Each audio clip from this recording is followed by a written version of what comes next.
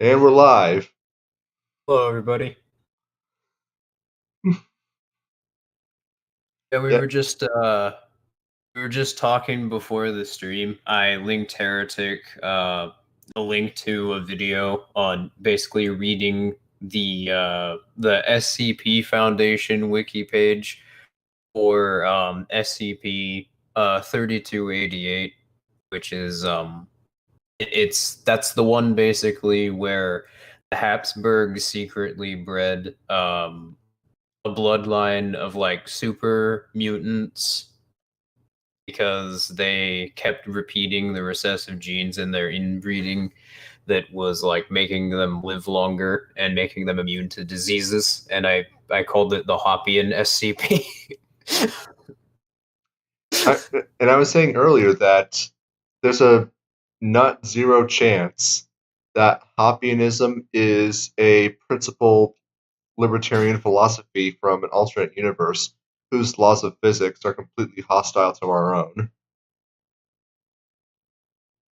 Yeah, and I don't think alternate laws of physics would be able to get around ethical problems, but or problems with social sciences. But anyway, um, so I don't really know what we could say to start off this video.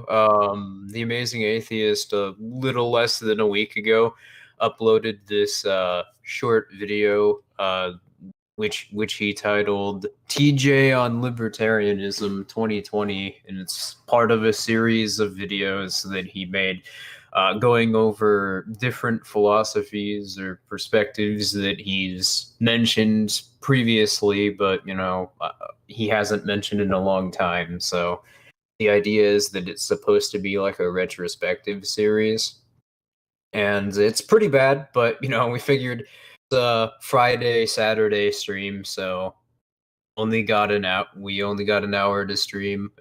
This People are complaining about this one. It's decently low hanging fruit, so I mean, seems like we're filling someone's interests anyway. Philosophossum, I am asking you, I am begging you, please do not live stream in that costume. Yeah, your channel will get yeeted for I don't sure. even I'm not even concerned about your channel. I'm just like, please do not do that. I am asking you not to, for my sake and for the sake of your viewers. Do not do this. But anyway, we were talking about TJ as well briefly before we started streaming. I suppose if we were going to preface this with anything, you could start off by expressing your thoughts on TJ. I mean, he's kind of been around for as long as I can remember, and I've never really followed his content, but even back when like atheism versus Christian was the big thing in the culture war, like people would always refer to his channel, and he always came off as the stereotypical anti-theist douchebag, basically all every time. But as a Christian, of course, people would always like link his videos to me as though they were some great enlightened, as though they were some great enlightened sage who would speak the absolute truth. And it goes without saying that your presentation is going to be incredibly important. And when you're coming off as, the stereotypical smug douchebag sipping soy lattes from Starbucks, then you're not really going to be terribly convincing. But for some reason, he being TJ seems to be of the opinion that he is still relevant well past the life cycle of that stage of the culture war. More He not importantly, only that oh, sorry. I was just gonna add, he not only seems to think of himself as being relevant still, but he also, to a lesser extent, or maybe to a larger extent, depending on your perspective, seems to have let the aforementioned people you were just talking about, who would send his videos around as though there's some sort of there's some sort of sage-like wisdom that can't be refuted. when in reality he's honestly a bit of a brainlet even for a lot of the early 2010s, mid 2010s skeptic crowd. And honestly, he's one of the few people, like just as far as atheist content goes, it really bores me as a topic, and I'm not interested in that debate. But even as far as that debate goes, honestly, I'd rather watch someone like Steve Shives than his content, because at the very fucking least, Steve Shives is like pretty thorough with his atheist videos. I don't think No. I've never watched Shives' videos either. All I know about him is basically just dumb SJW who only became an SJW because he started dating an SJW. Yeah, he wrote a lot of videos about atheism, like a couple essays, and he made a couple series about those, and they're all right for atheist content. But just all that I was gonna add is yeah, it seems like that's gone to TJ's head a little bit, and despite on numerous occasions either having been exposed doing things which would otherwise end someone's career, like he was involved in that Crowton T Discord server, I think. Or it's just routinely humiliating himself. Like, I think the most infamous thing that he's known for. Honestly, I think he's known for this more than any of his content. The whole banana incident, or that time that it was found that he was on a Marilyn Manson fan site in the early 2000s talking about being attracted to children. Yeah, suffice to say, not the best representation of the atheist community. And I'm saying this as a Catholic, by the way.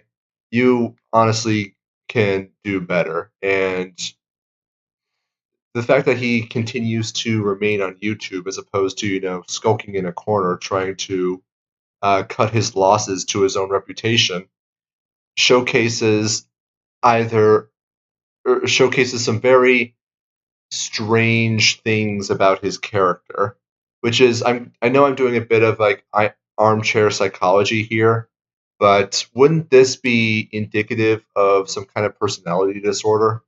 Insofar as personality disorders Yeah, could for be argued sure. to exist. Dude has absolutely no shame whatsoever. And I think it goes so far. And I think the whole routinely humiliating himself thing should showcase the extent to which that's the case. I mean, sure, there is something to be said about your something is only as embarrassing as the subject of the embarrassment interprets what's happening as embarrassment. So in that regard, he wouldn't be embarrassed, but it does showcase like there are some things that are genuinely worth being embarrassed about. I mean, I kind of touched on this in my recent video about morality, that there are certain things, certain actions that are going to be seen as repugnant, and refusing to conform to a particular society's understanding of these behaviors is going to risk ostracism. As such, I have to wonder, like, is does how is TJ's channel even doing? I mean, I've never really followed his content. I've only been aware that it existed. I know he's got like at least six figures in subscribers now, but is it like the same thing with that Dapperton had, where he had 12 or Yeah, 120,000 subscribers, but like 1,000 views per video? yeah, he has about the same sub to view ratio. Amazing Atheist has like 1 million subscribers, gets 10 to 20,000 views per video. Oh, Percentage wise, that's the same ratio. that freaking hurts. Yeah. Yeah, and that's just percentage wise. It's nowhere near being the same, because 1 million subscribers is a lot more people. And So I see in the comments Marco Rossi said that he admitted he's a narcissist. And Mr. Agent 47 says that he talks a That lot does about not how surprise me. he talks a lot about how he believes he is superior to others.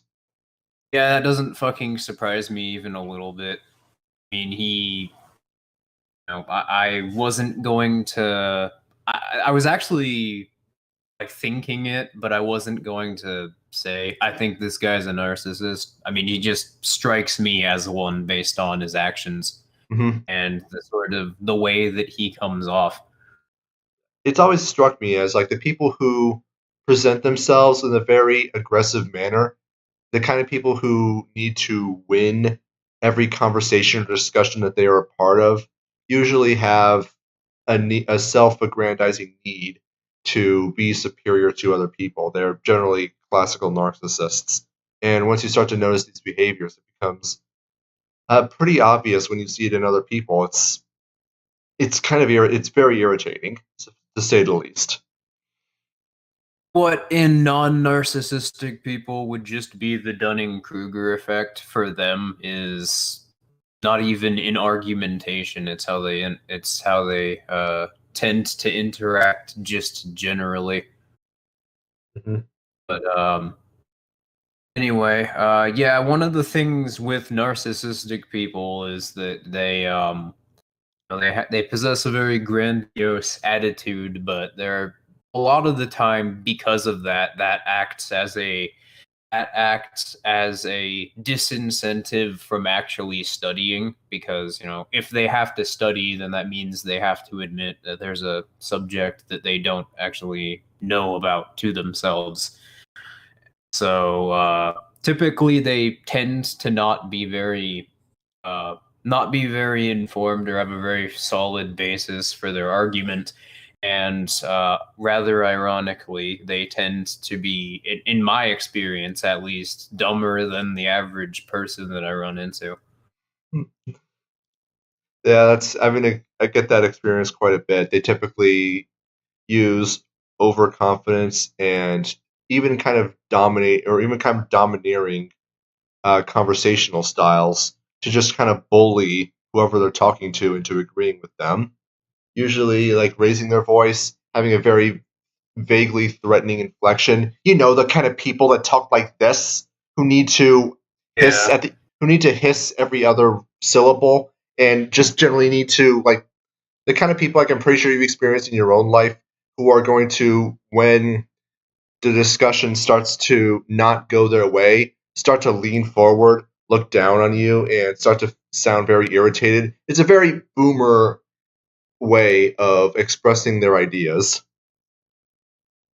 Yeah, not all boomers are narcissistic, but Yes, they yeah, are. boomers are okay. I guess in the meme sense, we could say, sure. But yeah, that's an attitude that a lot of them share for sure. Mm. Anyway, though, should we get started? Yeah, sure. So, just to introduce this a little further, and I'm sorry if I'm delaying the inevitable here, but just to preface this a little, TJ says that he was a former libertarian, and we'll see if we are going to need to press X to doubt. Anyways, I don't let's. know if that's I don't know if that's just the introduction to the video, because like the last one, I didn't watch the full thing. I just made it about a minute in, and he started talking about Ayn Rand, and I was like, oh god, this is gonna be low hanging fruit, and decided from there that this was worth talking about. Anyway, we let's could start. let's go. Much ado has been made as of late about how I've changed over the course of the last few years. No, you In light haven't. of this fact, I have decided to do a small series of videos wherein I express my current attitudes towards various subjects that I have addressed in the past. Today, we will talk about libertarianism.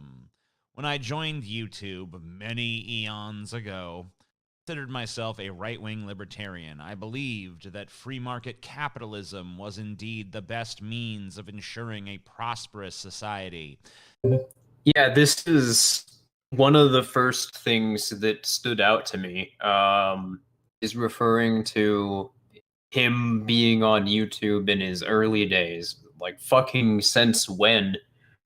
I mean, his earliest videos, some of the earlier videos that I've seen at the very least, like 11, 12 years ago, are like he has a series of videos literally called "The Free Market Fails" and "The Free Market Fails Again." I'm gonna scroll. And he was making very Michael Moore sicko-ish arguments in those videos, or not arguments, but promoting those sorts of talking points. So my question is, when was he ever a libertarian?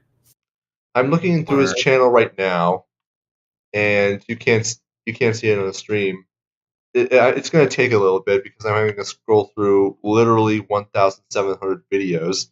I'm only getting to videos that were made 3 years ago. But according to his About page, his channel opened in 2006, which was like YouTube was 2 years old at that point. Sort by oldest, maybe. Yeah, probably. I don't really do this often enough so that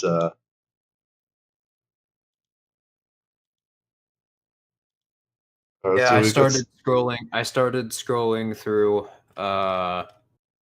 his older videos. I'm not going to be watching them, but I'm just looking at the titles, obviously. And the why the free market fails, or the free market fails, is like the second page down. So that is indeed one of his older videos. So what the fuck is he talking about? right now I don't see any. I'm looking through the headlines right now from the old when I did that sort because I didn't do that because I'm an idiot. But I'm not seeing anything particularly anti-libertarian or anti-capitalist. Mostly it's just either random topics like I got banned from. The verbatim titles of those two videos are "Free Market Capitalism Fails" and "Free Market Capitalism Fails Again." And one of them literally has the hammer and sickle in the thumbnail, even though he's not actually arguing Marxism and is kind of just a bumbling idiot. Here's one. Obama is weak. I don't know what that video actually entails, but sounds like he thinks Obama's not authoritarian enough. Yeah, I don't know. I may, we may stand to be proven wrong on that one. We're Here not we going to go. be. Glenn Beck equals racist. We have obviously no one here has any love for Glenn Beck, but I'm pretty sure that accusations of racism are not something that a quote unquote right wing libertarian would even conceive of doing. Yeah, and that's sort of so. It's very interesting that he would make this claim because if you look back at his early YouTube content, it's very obviously not true. He seems to have the same views now that he did 12, 13 years ago. Fascism, a grassroots movement. Oh, here it is. Free market capitalism fails again. Yeah, I see these videos. They were made 10 years ago, so this would have been 2010. Let's see here. Actually, judging by these videos, his oldest video is Shirley Phelps Roper interview from 13 years ago. So it looks like he only started making content in 2017. I don't know what he was doing with his channel before then, 2007. but it doesn't seem that he was a. I see no indication at all that he was a quote unquote right wing libertarian, and quite a number of things that suggests that he is not. Here's a video called banned from McDonald's, banned from Burger King, banned from Waffle House. What the hell is he doing to get banned from these places?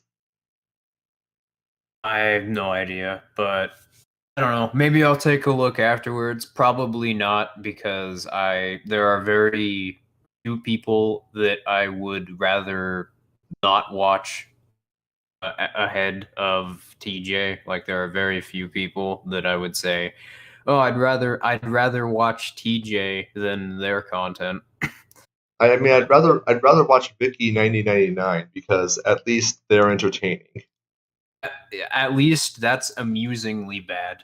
Yes, this is Okay. just Chaos Jumper sent me a video to a stream of theirs that they recorded where they were responding to that Scotty M guy who, I mean, is kind of a brainlet, but I mean, you know, some of the things that they argue are somewhat accurate. Although, you know, a bit of a simplified analysis. But I got sent a stream of them responding to one of Scotty M's videos talking about the calculation argument. Uh, it was, well, they mentioned the calculation argument, and about 15 minutes into the stream, Vicky pulls up the Wikipedia article. Like, they have to read the Wikipedia synopsis of the calculation argument. And then their response is like, well, this was an argument that was happening in the 20s and 30s. And the Soviet, you know why they stopped talking about it? Because the Soviet Union existed. yeah. I saw people talking about that. I think it was in status posting. The Soviet Union existing disproves the economic calculation argument. I burst out laughing for like 5 minutes. Seriously. My first response was, "Really?" Because it's such a nonsensical point that I have to wonder if you would honestly take that seriously. It's the equivalent of saying that the economic calculation argument doesn't exist because corporations exist, or the economic calculation, or that someone was murdered, therefore they were never alive to begin with. Murder exists. Wait, let me rephrase that. You say that murdering people is wrong? Well, explain Ted Bundy then. It's a fucking non sequitur at best. But anyway, should we continue? Yeah. Those who failed to prosper within such a society were in some way defective. I also believed that any attempt to create fairness in society would nightmarish dystopia, where entrepreneurial genius was ignored or crushed, and laborers were transformed into indolent layabouts who produce nothing. Many of the most hyperbolic arguments right-wingers make against any form of socialistic thought, is that they have their genesis in the writings of Ayn Rand, you know? I read Ayn Rand at the age of 17. Bruh. So the only that's where all criticisms of state planning, which I presume he means by socialism, all critiques of state planning are derived from the work of Ayn Rand. I mean, don't you know that there was literally no such thing as criticisms of state authority and state power prior to Ayn Rand? There were no criticisms of economic planning before Ayn Rand, even though Ayn Rand herself wasn't particularly skeptical of economic planning. Well, she claims that she was, but I mean, she's fine with economic planning when it's the government's financial regimes doing it. Or when it's the Federal Reserve, or when it's the cash nexus, she's fine with economic planning. and she's also fine with straight up authoritarianism and the abolition of property rights on the basis that, oh, they were stronger, therefore they deserve to win. Just look up Ayn Rand's position on the Native Americans and the U.S. government's policy of displacing them in the Trail of Tears. Her response is, well, if they couldn't defend it, then therefore they didn't have the rights to begin with. So the government was completely justified. In fact, it was good that they did it. You can't see me. Yeah. You can't see my reaction, but most of the way I communicate nowadays is just based on body language, and I would just be like just giving an absolutely baffled expression. Just try to imagine that in your head. Yeah. And honestly, I've started reading into the criticisms of Rand had for like logic and philosophy, because most people only know Rand as someone who was for small government, whatever that means. But yeah, definitely gonna mention that in the video we eventually make on relativism, because it's even more absurd when you start getting into the logical side of objectivism. Is there even a logical side to objectivism, or do they just claim that it's logical without really having to explain anything at all?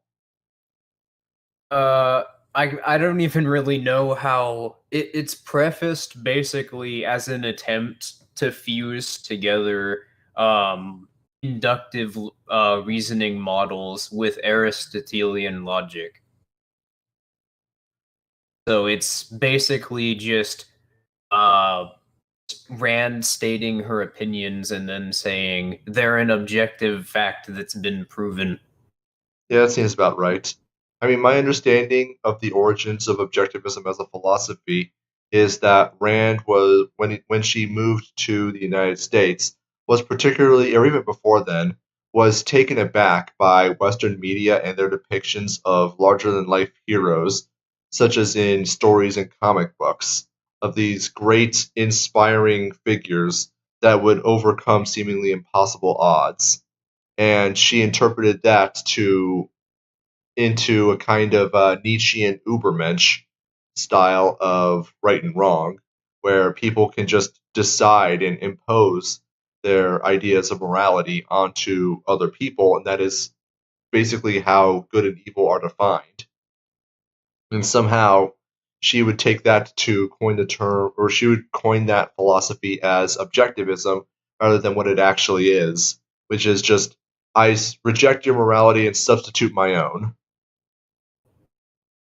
Yeah, it's just a very Orwellian version of Aristotelian philosophy, which I'm kind of surprised on that note. It hasn't taken off in academia as an attempt to try and supplant Aristotelian models. Well, it's probably because it's sort of dead on arrival, because the Aristotle focused so heavily on conclusions being an abstract, and everything that proves a conclusion being true being a necessary entailment uh, of it being true, and the conclusion not being able to exist unless the entailments can be necessarily shown to demonstrate that conclusion with an explanation of why and how.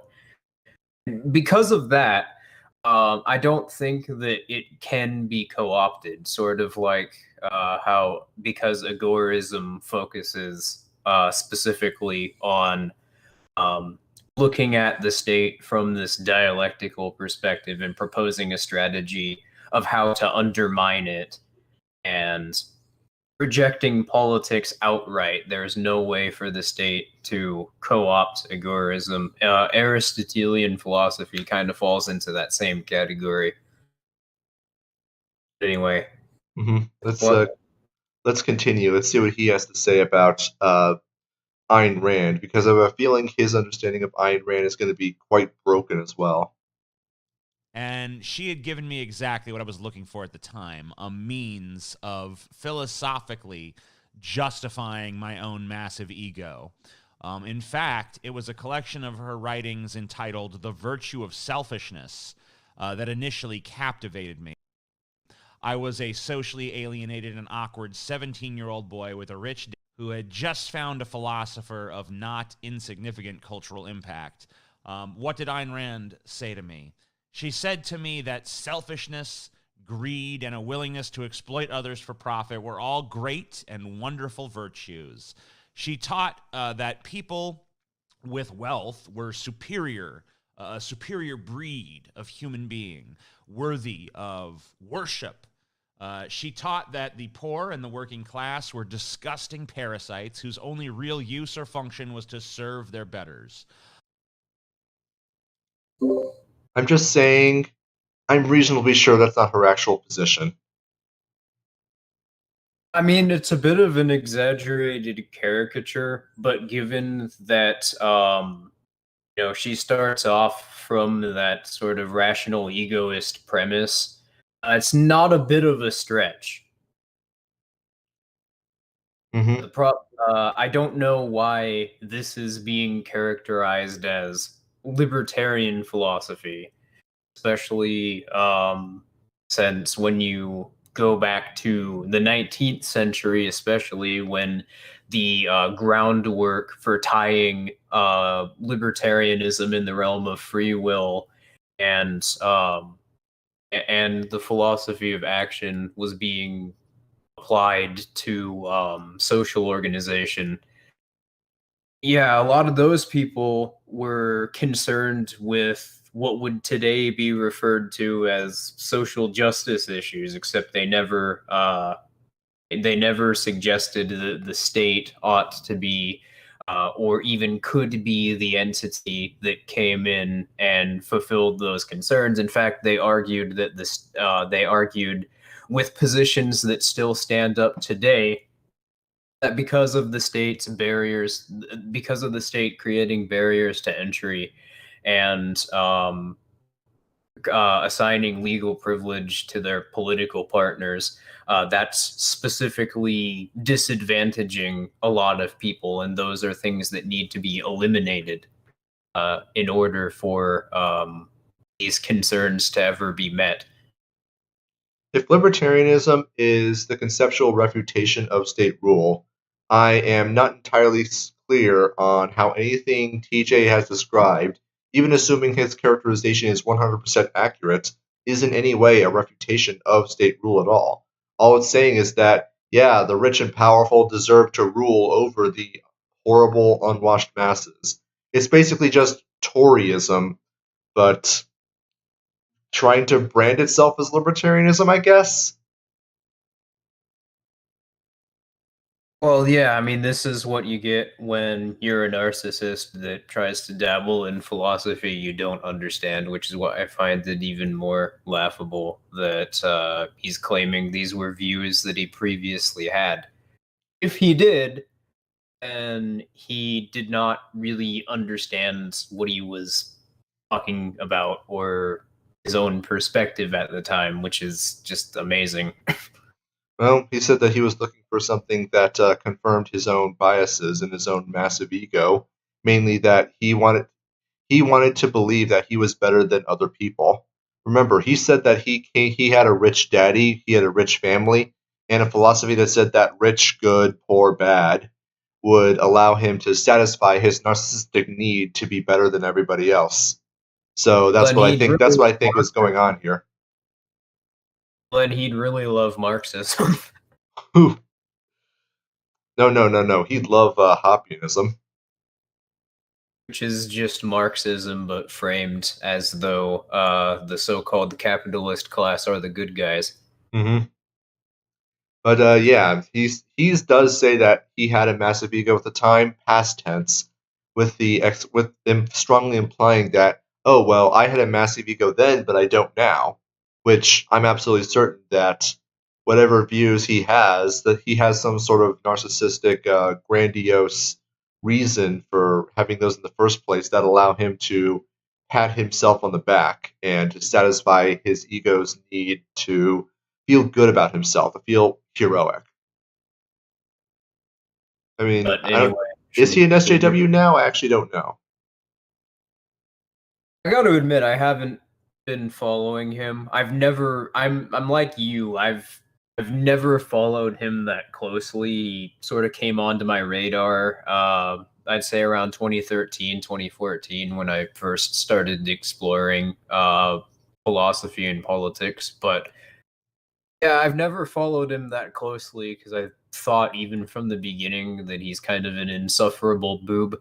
Yeah, I can't tell you, like whether or not he's taken the Marxist critical theory path.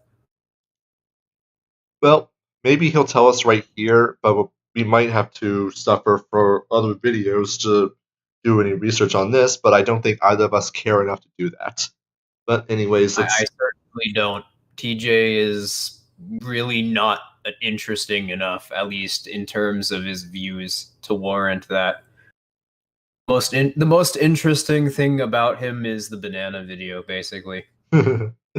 anyways, continuing. Ayn Rand was the glorification of everything base and cruel and loathsome in the human spirit. She was the unrestrained id of capitalism, loving only wealth and the wealthy, but despising most of humankind, despising compassion, despising empathy, generosity, charity, and any other feeling or institution that asked one person to care about another.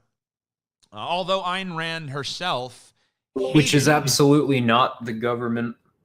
Also, there's not really he's attempting to construct the classic false dichotomy of anytime people freely associate, that equals capitalism, and anytime the government does stuff, and anytime a legal standard is defended or enforced or defined by the state, well, that's just a different model or socialism. When as Heretic and I have pretty convincingly argued, if we're talking about the modern political economy, shares and the more or less the same from an economic standpoint model that shares the same problems and even the same model to a large extent that at least on a fundamental level that state socialism would. And from an ethical perspective, they do the exact same thing. They make it so there are massive inequalities of authority so that people can't defend themselves, and the state does this by monopolizing security or trying to harass and coerce people who try to arbitrate their own disputes. Now, I do think TJ said something that's pretty interesting, and he didn't explicitly say this, so I am fully admitting that I'm going based off of how I interpret the subtext, but it does seem like he's dichotomizing Rand as though she were opposed to any institution that asks people to be compassionate. However, in doing so, he strongly implies that the state asks people to be compassionate, which That's absolutely insane. It's absurd and makes absolutely no sense whatsoever, but I think it showcases the fundamental disconnect between his understanding of Randianism compared to what he has today, which is that, well, Rand was hugely complimentary of the state rule, and state power. So this belief that she would be against the state because the state asks people to be compassionate is fundamentally wrong, because for all of her faults, even Ayn Rand had a full understanding that the state is not compassionate whatsoever. She did not have the temerity to lie to people with that particular brand of delusion. She would be too honorable to pull that wool over people's eyes. But TJ here seems to be under the impression that the state is compassion, the state is charity, the state is all these great and wonderful and noble sounding bromides, and is definitely not just, in one word, violence. yeah. Sorry. And that's the other thing I was going to add. Well, that's the subject I was going to get into is, firstly, the state doesn't ask. The state will use coercion either directly to throw you in prison or beat the crap out of you and take what they want, or it's going to use coercion to manipulate everyone else around you so that you're forced into the cash nexus, or so that they have some sort of leverage over your property.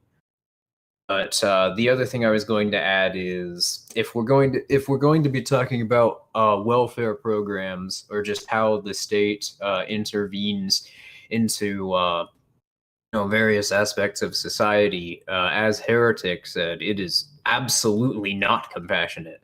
In fact, the only reason that the state does that is to make it so their political partners in their so-called industry that they've defended can scale upwards more and don't have to, like, so that their competitive pay rates aren't affected much. That's the purpose of welfare, for instance, so they don't have to pay their workers more, or it's not competitive, like the competitive pay rate doesn't go up. Sorry, I repeated myself. I'm kind of operating on like 25% brain mode tonight, but It's all right. yeah. But so sorry if I repeat myself a lot, just in advance. But anyway, yeah, Heretic and I in past videos and past streams have pretty soundly made the case, not just us, but other libertarians and anarchists from modern day to back to the 19th century, have made the case that the state is absolutely not compassionate.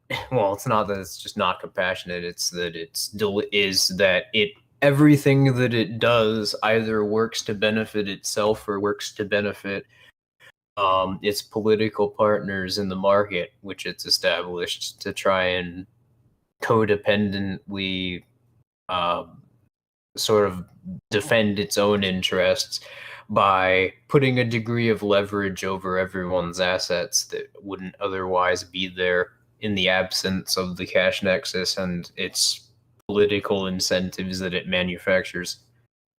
Mm-hmm. Another fun thing is that the specific welfare programs are designed specifically to try to get people who would otherwise be inclined towards counter-economic activity, namely the victims of artificial scarcity of the government's interventions in the markets, for example, the poor, and particularly in inner cities. They would otherwise get their resources through counter-economic activity and creating their own local economies to trade in necessary goods and things like food, for example. Urban farming could have become very prominent, but because of EBT cards, which can really only be spent at white market firms, that the incentives necessary for that to take place are being actively suppressed. To say nothing of the extent to which, as Esso described earlier, that companies that would otherwise be harangued by their potential employees for their low wages, now the workers can afford to have their wages artificially suppressed than what they otherwise would be in a freed market. So yeah, the welfare system is entirely predatory, it's controlling, and the extent to which TJ is almost certainly going to be arguing that since that welfare is quote unquote compassionate, is the extent to which he has clearly not looked into the issue whatsoever, has neither looked into the incentives it creates, its results, let alone the ethics of the government taking money at gunpoint from one group of people and giving it to another. So, yeah. That's not even getting into how the government has created licensing schemes and has erected barriers to entry specifically to target mutual aid healthcare, for instance, or to try and stop it so people can give away food to poor people or can network with poor people who would otherwise really desire it. And this is going on. This goes back well into the 19th century. But Heretic and I covered a story back when we were still doing Cool Capitalist Kids. Of an incident in Kansas that happened in 2018 or so, where riot police threw bleach on some nonprofits food that they were trying to give away just because they didn't have a license to do so. Oh no, it's actually worse than that. This is actually a common practice. That's just the one story that we found. But whenever there's unlicensed like mutual aid groups that are giving out food to homeless and poor people, it's common practice for riot police and just police in general to pour bleach on the food out of what they claim to justify it is that they're afraid that it's going to be contaminated with salmonella or any other contaminants because they're unlicensed, that they're not subject to a state health inspections, and because they're not subject to state health inspections, therefore it's unhealthy or diseased or it's going to make them sick or whatever or what have you.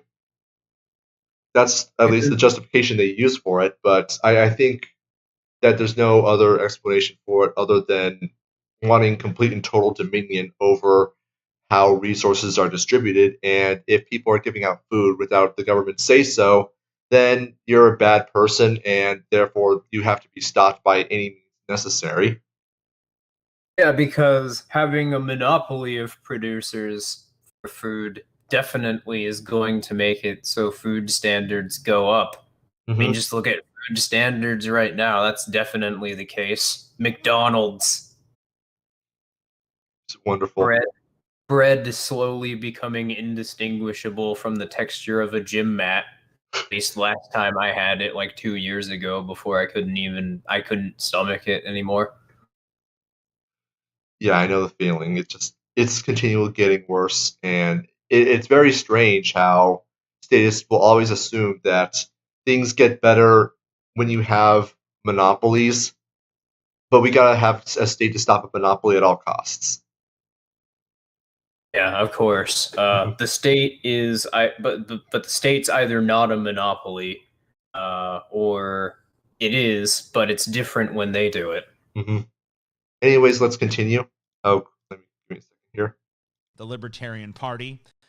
There's no ideological difference between their platform and the tenets of Rand's philosophy of objectivism. When it comes to this, yes, there absolutely fucking is.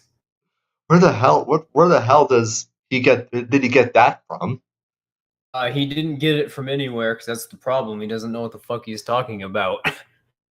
Like, I'm trying to think of all the Libertarian Party's positions, and I'm having trouble creating any parallels whatsoever to Randian objectivism or just other forms of objectivism. Which I'll admit, I'm not the most knowledgeable on objectivism, but I can't think of anything. Okay, well, Libertarian Party, he probably is closer to having a point than he would be talking about libertarian philosophy. But the way that I took that is he was saying libertarian philosophy and objectivist philosophy have the same core principles, and that's just absolutely fucking nonsensical. It's not true, but fortunately that's not what he said. He seems to be under the impression that the Libertarian Party, and potentially, he didn't actually say this, but it's reasonable to infer this, that the Libertarian Party is an accurate representation of libertarian principles. I'm sure if you were to ask TJ this directly, he wouldn't find issue with that statement. But I think that just showcases the extent to which he's a brainlet on these things. Yeah, it would be closer to being accurate just strictly in the context of the Libertarian Party. Let's be real, I guess. He probably doesn't even know that libertarianism is a philosophy, but yeah, if we're talking specifically about the concept of a Libertarian Party, well, considering that all the Libertarian Party wants to do is lower tax rates for certain people, or that's what they claim, at least in their so-called policy proposals, and legalize more, more aspects of the market. If you watch my recent video, or my latest one, legalization versus freedom, what that actually does is it incorporates more resources into the white market. as an attempt to try to disincentivize people from counter-economizing and trying to subvert the state's infrastructure. Mm-hmm. And so that what that actually does is it strengthens the government's hold on society, or at least it's an attempt for the government to do that. It doesn't fundamentally, you don't have any more leverage over your resources if the government isn't going to harass you just innately for using those resources than it would if the government says you can use them, but you still have to use them in the ways that the government says that you can, and that's the only reason that you can. If the government decided otherwise, they still have the same amount of leverage over your assets than they did previously. So it's it's wrong to see that as a step closer to or further away from a free society. It's just a different way. It's the state operating in efficiency mode, for lack of a better way of putting it. Mm-hmm. Basically, I'm trying to figure out, though, and I'm pretty sure I'm never going to find an answer, where lower taxes and dude weed Lamau is in the objectivist framework. I mean, if you look at I seriously would recommend anyone who hasn't seen that video to go watch it. I wrote about the weed market specifically, but prices are going up in the weed market following the state getting involved in that market. So, all that's really doing is making it more difficult to obtain weed and decreasing the quality of it, because there's only a small handful of politically connected producers who are selling it to white market vendors. Mm-hmm. Anyways, let's continue. Yeah, sure. Selfish line of thinking, whether it's called libertarianism or objectivism or laissez-faire capitalism or whatever label you want to slap on it, what I say about it. I understand fully why I, as a teenage boy with a superior sex looking for his place in the world, gravitated towards this ideology. But what I cannot understand for the life of me is how any grown adult of apparently sound mind, could embrace this cruel ethos as if it represents any sort of desirable path forward for our species. To believe that some controlled form of capitalism can exist within a prosperous society is a proposition that I find to be intellectually defensible.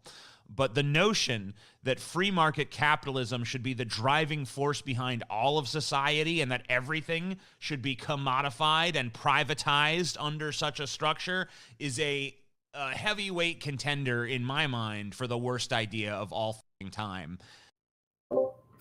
I'm just trying to understand the temerity by which he can make this statement when I could propose the following.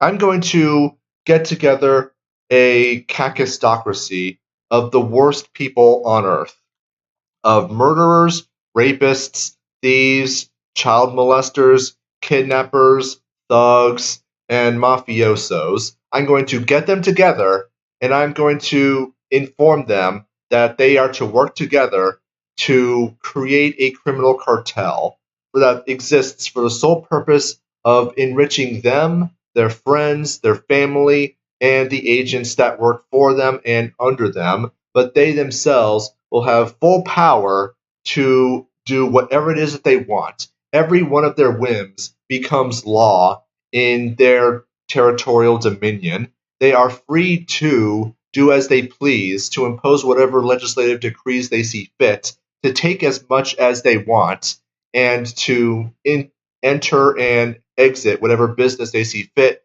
as well as dictate the terms by which other people may enter and exit those businesses. Everything I just described is exactly what governments do and what governments are always going to do. And yet, I know with absolute certainty that not only does T.J. Kirk find or agree with every single point that I just made, but he would find that unequivocally desirable. And yet, for some reason, he seems to think that the idea of leaving people alone and letting people not have their rights violated constantly by a coercive monopoly on arbitration is somehow unrealistic or logically indefensible. I mean, give me a freaking break. Yeah, well, all you have to do, see, when you're talking about your monopoly on violence, and when you're talking about taking away people's means of defense and making it so that people are dependent on centralized authority, the way you make that defensible is you just describe that as compassion. Just completely strip it out of any sort of principled context or an explanation for why that point is valid compared to others. Just call people freely associating and networking with each other selfish, even regardless of how they're doing it, and call the government monopolies compassion. Well, naturally, I mean, everyone remembers all the compassionate wars that the United States government and other governments have engaged in for the sole purposes of compassion. You remember that medicine factory bombing or that hospital bombing that took place under the Clinton administration? I believe it was in Sudan, if I recall correctly, that supplied like 50% of all medicine to the whole country. I mean, that was done in the name of compassion, wasn't it? Remember that time under the Obama administration where that funeral got drone striked? Oh yeah, that was extremely compassionate. Vic- They were the victim, charity drones. the victim of a drone strike. His funeral got bombed by a drone. And I'm pretty sure you can make the argument that all of the atrocities that were committed by governments throughout the 20th century and prior were all done in the name of compassion. The Holocaust, the Holodomor, the Gulag, Stalin's purges, the Great Leap Forward, the Khmer Rouge killing fields, those were all just compassion. They were just compassionate killings. World War One. That was extremely compassionate. And if you disagree, then you're just selfish. You're just shellfish, and I'm allergic to shellfish. All right, let's continue. Oh, and just to answer the question, Brocron Zero, yes, Zircon is in the military. Anyways, continuing. And none who espouse it should be taken remotely seriously in mainstream political discourse. I know that many libertarians are simply well-meaning people who want the government to leave them alone. I think that impulse has merit, but we have to think on how we do it, because if you think the United States of America sucks sometimes, just imagine living in the United States of Amazon with Jeff Bezos as emperor for life. Not many libertarians want We that pretty kind much of do. I mean, I don't think we notice the difference, honestly. It would be basically the same thing. The only But, real difference I think would be the non-existence of the constitutional amendment that prevents U.S. presidents from having multiple terms. But that's really not going to be much of a difference at all. Yeah, this is one of the many differences between libertarianism and objectivism. Libertarianism identifies what the state is. It provides a basis for things that people can or can't do when acting upon one another. By can and can't, I mean they're justified in a conceptual sense or not.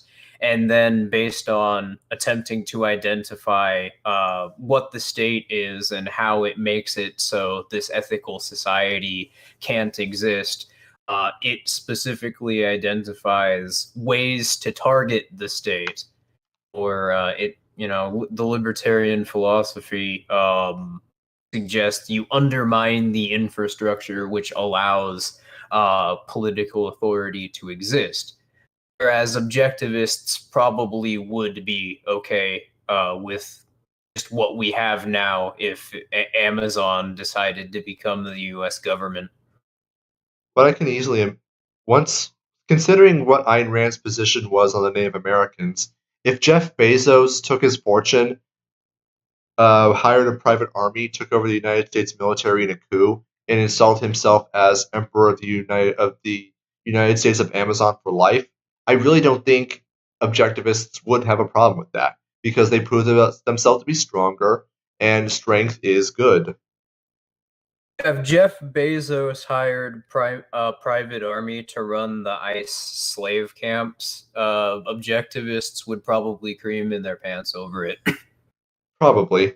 And I'm almost certain that TJ would have absolutely no freaking ability to be able to conceptually refute what's happening, other than to appeal to vague platitudes about how it's not compassionate, how it's not charitable, how it's not this, how it's not that. You see, my feelings trump your facts, and because I don't like this, I can prove that it needs to go away. But no, libertarians look at attempts to ascribe political economies by the state as an act of aggression too. Libertarians look at political authority in general as an act of as something which is unjustifiable because it requires the suppression of moral agency to exist, and it operates outside of any sort of ethical standards because of the inequality of authority that it creates. Mm-hmm. Now, anyways, I think we should continue. Yeah, sure.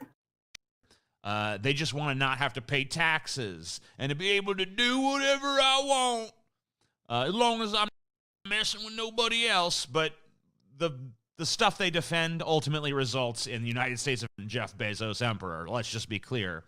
The means by which they want to accomplish their goals, in my estimation, result in the further codification of the plutonomy. Now, where do libertarians defend antitrust laws or welfare, state-imposed welfare programs? Where do libertarians defend zoning legislation or licensing restrictions or any number of the hundreds of thousands of pages of restrictions that get added to the Federal Register every freaking year? Hoppians don't count. Hoppians aren't libertarians, so by default they don't count. No, I have legitimately seen Hoppians try to defend things like the cash nexus before, or even BP back around the BP oil spill, defending them No, there's seriously an article on Mises Institute written by Lou Rockwell where he tries to engage in apologetics for BP because they lost shareholders. I mean, there's so much wrong with that. I fucking wouldn't even know where to begin and wouldn't have time to go over all that for the sake of this stream. Yeah, I remember that. That was honestly honestly horrific. Especially, like, I remember the BP oil spill. I was a conservator at the time, and even I knew that the BP oil spill, why that happened, was because they were forced to be there by the United States federal government. They were forced to be in a position where, or their oil rig was forced to be in a place where they as a company did not want to be. So that was actually a result of government intervention. And yeah, BP as a company, not defensible either, but you can still point to the government as a causal factor in exactly what happened. So let's see here. Should we continue? Yeah, sure. This is almost over, so we'll be able to wrap this up soon. And as I conclude all these videos, I do ask that if you disagree with what I've said here, please remember the purpose of these videos is simply to express my current attitudes towards various subjects that pertain to this channel. I am not attempting... Oh my god, that was it? That was apparently it. Holy hell. Well, it's good that he is expressing his current attitudes towards these ideas, but his current attitudes are dumb, so... literally there was nothing of substance to that entire video. It was just, well, I think this is stupid and wrong. Anyway, those are my thoughts. Like, what the fuck? Oh, I'm glad we didn't dedicate one of our longer streams to this. I never expected that this would be the kind of things that would warrant a longer stream. This was obviously low-hanging fruit. I knew this not only from the fact that the thing was like 2.5 minutes. I know what he would say. I know that this was going to be low-hanging fruit just because it was 5.5 minutes long, but also because of who was saying it. He's not a very cerebral guy. I'll say that much. And his understanding of libertarianism is extremely broken and short-sighted at best, where his references to what libertarianism actually is comprises of basically his broken and flawed understanding of Randian objectivism, as well as the policy prescriptions proposed by the Libertarian Party, who even non-anarchist libertarians and minarchists, all of us agree that the Libertarian Party is an absolute freaking joke. Yeah, and this is stuff like this is why I can't stand talking about mainstream political discourse from the perspective of policy proposal or what allegiance is right, because it's always toothless and emotionally driven and just fucking pretty boring when you're attempting to try to understand the world and not attempting to fist-doom whatever you perceive to be a means of meeting your own interests through the state, which is ultimately the mentality that drives political allegiance in the first place. But so you should just read the chat for a little bit and maybe respond to some questions, or if any respond to people if they're saying interesting things there. Well, right now, I know that Brocron0 wants to know what Sircon would say if he's around, and he's been around several streams, and I've been telling him the same stuff. Sircon is around. In fact, he's extremely active on the Discord, or on our Discord channel's voice chat. He's not there right now, but he's usually there like every day or every other day. So if you want to know what he actually thinks, you can go there. I'm going to try to put a Discord link in the chat so that this could happen. So don't be surprised if the stream suddenly peaks with echoing audio. Yeah, those who don't know, Sircon is. No, hold on a second. I don't want to say for him what he actually thinks because of a thing I want to do and I had planned with him. So we're just gonna. I want to keep that on a down low for the time being, but I'll be happy to tell you what the plan is after the stream. I think you'll enjoy it. Okay. Just thought some of our viewers might not know who that is, but all right then. Guess you'll find out soon enough. Yeah. So, anyways, I think we can go ahead and wrap the stream up. Let me just.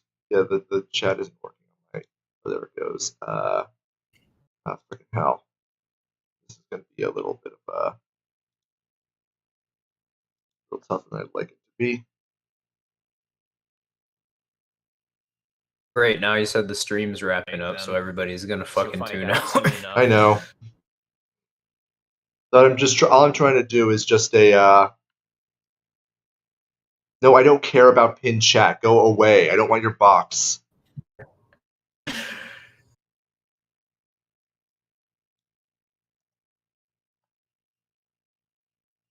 I want to get a. I want to get a version of my account icon currently on Discord that's decolored to be like my avatar, because I do like this picture and I don't want to have to change it, but I am. It does have a half-life in its current state for sure. Mm-hmm. All right, so I just posted a invite to the Discord server in the chat. Just replace the dot and slash with stuff so that the link actually works. But yeah, beyond that, thank